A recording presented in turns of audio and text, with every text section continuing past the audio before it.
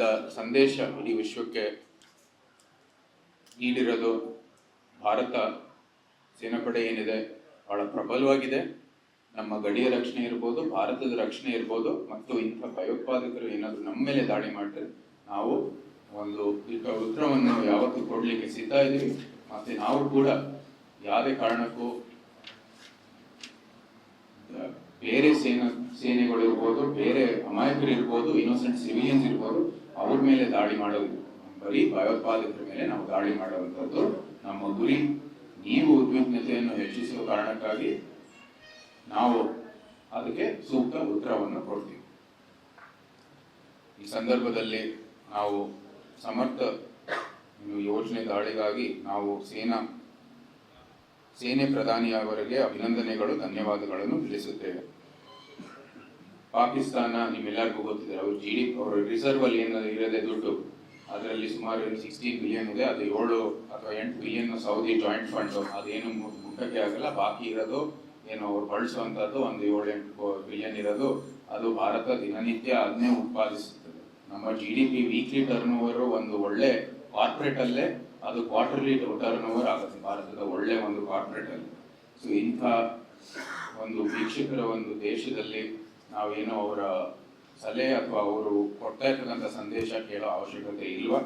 ಮತ್ತು ಅವರು ಏನು IMF ಮುಂದೆ ಇನ್ನೂ ನಿಂತಿದ್ದಾರೆ, ಇನ್ನು ಈ ಲೋನ್ ತಗೊಳ್ಳೋದಕ್ಕೆ, ಅದಕ್ಕೂ ಕೂಡ ನೀವು ಕಾಣ್ತಾ ಇದ್ದೀರಿ ಪದೇ ಪದೇ ಅವರ ಇಕಾನಮಿ ಯಾವ ರೀತಿ ವಿಫಲ ಆಗ್ತಾ ಇದೆ. ಅವರ ಸರ್ಕಾರವು ಸಹ ಯಾವುದೇ ಕಾರಣಕ್ಕೂ ಸರಿಯಾದ ಒಂದು ಕೆಲಸ ಮಾಡ್ತಾ ಇದೆ. ಇಷ್ಟು ಹೇಳ್ತಾ ನಮ್ಮ ಭಾರತದ ಸಶಸ್ತ್ರ ಸೇನಾ ಪಡೆಗೆ ಮತ್ತೊಮ್ಮೆ ನಮ್ಮ ಗೌರವ, ಬೆಂಬಲ ಮತ್ತು ಅಭಿನಂದನೆಗಳನ್ನು ಸಲ್ಲಿಸುವ ಮೂಲಕ ನಮ್ಮ ಮಾಧ್ಯಮದ ಎಲ್ಲ ಪ್ರತಿನಿಧಿಗಳಿಗೆ ಮತ್ತೊಮ್ಮೆ ನಾನು ಅಭಿನಂದನೆಗಳನ್ನು ಸಲ್ಲಿಸುತ್ತೇನೆ. ಈ ಗೌರವ ಮತ್ತು ಬೆಂಬಲ ನೀಡೋದಕ್ಕೆ ಮತ್ತು ದೊಡ್ಡ ಮಟ್ಟದಲ್ಲಿ ಪ್ರತಿಯೊಬ್ಬರು ನಾಗರಿಕರು ನಾವೆಲ್ಲರೂ ಭಾರತೀಯರಾಗಿ ಈ ತಿರಂಗ ಯಾತ್ರೆಯನ್ನು ಏರ್ಪಡಿಸಿದ್ದೀವಿ. ಪ್ರತಿಯೊಂದು ಜಿಲ್ಲೆಯಲ್ಲೂ ಸಹ ಈ ತಿರಂಗ ಯಾತ್ರೆಯನ್ನು ನಡೆಯಲಿದೆ. ಮೈಸೂರಲ್ಲೂ ಸಹ 16ನೇ ತಾರೀಕಿಗೆ ಬೆಳಗ್ಗೆ 10 ಗಂಟೆಗೆ ನಡೀತಿದೆ.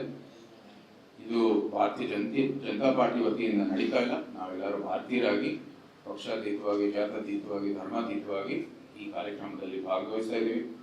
ಮತ್ತು ಎಲ್ಲಕ್ಕಿಂತ ಮುಖ್ಯವಾಗಿ ನಮ್ಮ ಮಾಧ್ಯಮದ ಪ್ರತಿನಿಧಿನೂ ಕೂಡ ಇದಕ್ಕೆ ನಮ್ಮ ಕವರೇಜ್ ಮೂಲಕ ಮತ್ತು ತಾವು ಬಂದು ಭಾಗವಹಿಸುವ ಮೂಲಕ ನಮ್ಮ ಭಾರತದ ಒಂದು ಸೇನಾ ಪಡೆಗೆ ಗೌರವ ಕೊಡುವಂಥ ಕೆಲಸವನ್ನು ನೀವು ಕೂಡ ಮಾಡಬೇಕು ಅಂತ ನಾನು ವಿನಂತಿ ಮಾಡ್ತೀನಿ.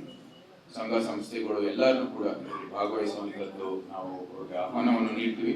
ಮುಖ್ಯವಾದಂಥ ನಾಗರಿಕರು, ಮುಖ್ಯವಾದಂತಹ ಮಠಗಳು, ಮಠಾಧೀಶರುಗಳು ಇರ್ಬೋದು, ಎಲ್ಲ ಧರ್ಮದ ಗುರುಗಳು ಇರ್ಬೋದು, ಎಲ್ಲರನ್ನು ಕೂಡ ಆಹ್ವಾನ ಮಾಡುವಂಥ ಪ್ರಯತ್ನವನ್ನು ಮಾಡ್ತೀವಿ. ಎಲ್ಲರೂ ಬಂದು, ಮೈಸೂರಿನ ನಾಗರಿಕರು ಬಂದು ಈ ಕಾರ್ಯಕ್ರಮವನ್ನು ಯಶಸ್ವಿ ಮಾಡಬೇಕು ಅಂತ ನಾನು ವಿನಂತಿ ಮಾಡ್ತೀನಿ. ಇದು ತಿರಂಗ ಯಾತ್ರೆ ಗುರಿ ಒಂದೇನೆ, ನಮ್ಮ ಸಶಸ್ತ್ರ ಸೇನಾ ಪಡೆಗೆ, ಭಾರತ ಸರ್ಕಾರಕ್ಕೆ ಒಂದು ಅಭಿನಂದನೆಗಳನ್ನು ಸಲ್ಲಿಸಿದೆ. ನಮ್ಮ ಸೇನಾಪಡೆ ಏನು ತ್ಯಾಗ ಮಾಡಿದರೆ, ನಮ್ಮ ಗಡಿಯ ರಕ್ಷಣೆ ಇರ್ಬೋದು, ಭಾರತದ ರಕ್ಷಣೆ ಇರ್ಬೋದು, ಅವ್ರಿಗೆ ಅಭಿನಂದನೆಗಳನ್ನು ಸಲ್ಲಿಸುವ ದೃಷ್ಟಿಯಲ್ಲಿ ಈ ತಿರಂಗ ಯಾತ್ರೆಯನ್ನು ನಾವು ಏರ್ಪಡಿಸಿದ್ವಿ. ಎಲ್ಲರೂ ಬಂದು ಭಾಗವಹಿಸಬೇಕಾಗಿ ನಾವು ಮತ್ತೊಮ್ಮೆ ವಿನಂತಿ ಮಾಡ್ತೀವಿ.